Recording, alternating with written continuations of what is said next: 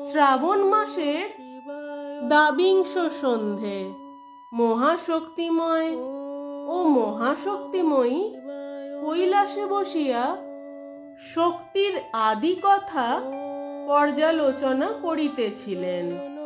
শ্রী গণেশ সেখানে উপস্থিত হইয়া পিতা ও মাতাকে সর্বাগ্রে প্রণাম জানাইয়া পিতা মহাশক্তিময় শিবকে বলেন, পিতা, আজ আমি আপনার কাছে যে প্রশ্নের উত্তরের খোঁজে এসেছি তা হলো, অনেক সময় এমন অনেককে দেখি যারা নিজেরা যেমন যতটা সম্ভব ন্যায় ও নিষ্ঠার পথ অবলম্বন করে, তেমনি নিজের কাছের কাউকে বা চেনা পরিচিত জনকে, এমনকি অনেক সময় অপরিচিত কারো মধ্যেও কোনো ভুল ত্রুটি দেখলে তা সংশোধন করতে চায়। আর এই কারণেই তারা অনেকের কাছে খারাপও হয়। যতই ভালোবাসা, স্নেহ, শ্রদ্ধার সঙ্গে কাউকে শোধরাতে চাক না কেন, বারে বারেই সে যেন ব্যর্থ হয়ে ফেরে। আবার যখন ভাবে মিষ্টভাষী হয়ে কাজ যখন হচ্ছে না, তখন কিছুটা শাসনের মাধ্যমে আমাকে এদের শোধরাতে হবে, তখন তাতেও সকলে তাকেই দোষারোপ করতে শুরু করে। আর যখন কোনো পথে এগিয়েই কোনো কাজ হয় না, তখন তারা খুঁজতে শুরু করে কোন পথ বেছে নিলে তারা অন্যকে সঠিক দিশায় ফেরাতে পারবে। পিতা, আজ যদি আপনি কৃপা করে বলেন যে এরা কোন পথ বাছবে, কোন পথে গেলে এরা এদের সংস্কারমূলক কাজ সম্পূর্ণভাবে সম্পন্ন করতে পারবে, প্রত্যুত্তরে মহাশক্তিময় শিব বলেন, অন্যকে সংশোধন করা খুব সহজ কার্য নয়। যখনই কেউ অন্যকে সংশোধনের পথে অগ্রগামী হয়, তখনই তাদের আরো বিভিন্ন রূপ তার সামনে আসে। এর মধ্যে কিছু জন তো এমন ভাব দেখায় যেন তারাই সঠিক, এবং তাদের সেই একগুঁয়ে ভাবের কারণে তারা উল্টে প্রমাণ করতে চায় যে যে তাদের সংশোধন করতে এসেছে তারই পথটা বেঠিক। এইভাবে তারা সরাসরি জানিয়ে দেয় যে তারা নিজেদের পথ পরিবর্তনে এক বিন্দুও ইচ্ছুক নয়। অনেকে আবার কিছু সময়ের জন্য অভিনয়ের আশ্রয় নেয়, কারণ যে তাদের সংশোধন করতে এসেছে তার সাথে হয়তো এদের কোনো স্বার্থ আছে, আর নিজ স্বার্থ চরিতার্থ হয়ে গেলেই এরা পুনরায় নিজ রূপ ধারণ করে। কেউ বা আবার সংশোধনের বাণী শোনার হাত থেকে নিষ্কৃতি পাওয়ার জন্য এমন ভান করে যেন তারা নিজেদের সকল ভুল বুঝতে পেরেছে, এবং এই ধরনের ভুল তারা আর কখনো করবে না। তারা নিজেদের সম্পূর্ণরূপে শুধরে নেবে। অনেকে আবার সাময়িক শান্তি বজায় রাখতে যে তাদেরকে এই সংশোধনের কথা বলে তার সামনে দেখায় তারা সত্যিই নিজেদের শুধরে নিয়েছে, কিন্তু তারা অপেক্ষায় থাকে কখন এই সংশোধনের বার্তাবাহীর চোখের আড়াল হবে, আর তারা নিজেদের ইচ্ছানুরূপ কর্ম আবারও করতে থাকবে।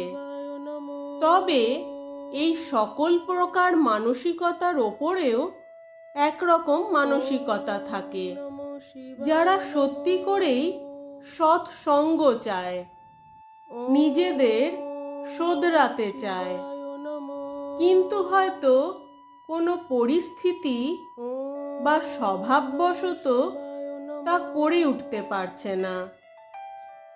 অন্যকে সংশোধন মনস্করা যদি এই মানসিকতার সঙ্গে যুক্ত হয়, তাহলে অবশ্যই তারা নিজেদের লক্ষ্যে সফল হবে এবং এই মানসিকতার যারা, তারাও নিজেদের সঠিক দিশা খুঁজে পাবে। তাই নিজেকে ব্যর্থ ভাবার আগে নিজের প্রচেষ্টা কোন পাত্রে বিনিয়োগ করা হচ্ছে তা অত্যন্তই গুরুত্বপূর্ণ। আর এও ঠিক যে যদি সবাই একই রকম পথ অনুসরণ করতে থাকে, তবে তো পৃথিবীতে একই রকমের সকলে হয়ে যাবে। সকলের ভাবনা, মানসিকতা, কার্যক্রম একই প্রকার হতে থাকবে। কিন্তু পৃথিবী তো বৈচিত্র্যময়, সেখানে তো সকলের মধ্যে বৈচিত্র্য থাকাই স্বাভাবিক। সকলে এক প্রকার তো কোনোদিনই হতে পারবে না। তাই সেখানে উৎকৃষ্ট মানসিকতার ওপরেও উৎকৃষ্টতর মানসিকতার কাউকে খুঁজে পাওয়া যায়। আবার তেমনি নিকৃষ্ট মানসিকতার নিচেও নিকৃষ্টতর মানসিকতারও কাউকে খুঁজে পাওয়া যায়।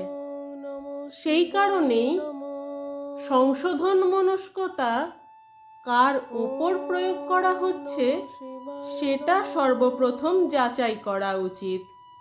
কারণ শুঁয়োপোকা রূপান্তরিত হয়ে প্রজাপতি হলেও বিছেকে রূপান্তরিত হতে দেখা যায় না। তাই প্রকৃতির সৃষ্টির মাঝেই লুকিয়ে আছে সকল উত্তর। তবে গণেশ, এক্ষেত্রে তুমি বলতেই পারো যে শুঁয়োপোকা প্রজাপতির উদাহরণ তো শারীরিক গঠনের, কিন্তু তুমি তো আমাকে প্রশ্ন করেছিলে মানসিকতার পরিবর্তন সম্পর্কে। তবে তোমায় বলি, মানসিকতার পরিবর্তন শারীরিক গঠনেও প্রভাব ফেলে। তা হয়তো সম্পূর্ণ অন্য জীবে রূপান্তরিত করবে না, তবে এক আংশিক আভাস বহন করে। বিশেষত যে কোনো কারো দৃষ্টিতেই লুকিয়ে থাকে সেই আভাস। আর এক জীব থেকে অন্য জীবে রূপান্তরকরণ সম্পূর্ণরূপে ঐশ্বরিক শক্তির ইচ্ছাধীন হলেও নিজ মানসিকতার রূপান্তরকরণ আংশিকভাবে হলেও যে কোনো কারো নিজ ইচ্ছাধীনও থাকে।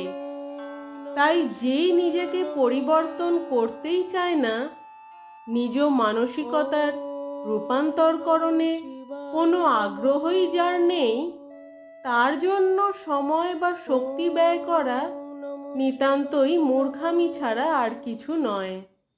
কারণ সকলে নিজেকে পরিবর্তন করতে পারে না, আর যদি করেও তাও এক নির্দিষ্ট সময়ের পূর্বে কখনোই হয় না।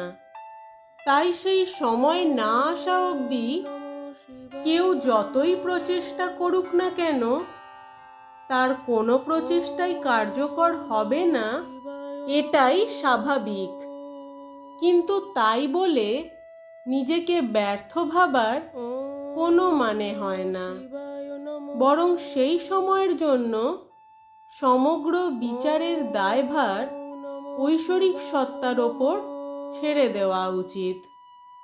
ঐশ্বরিকতার বিচারে যদি কাউকে সংশোধন করা উচিত বলে মনে হয়, তবে অবশ্যই সময়ের সাথে তা ঠিকই হয়ে যাবে।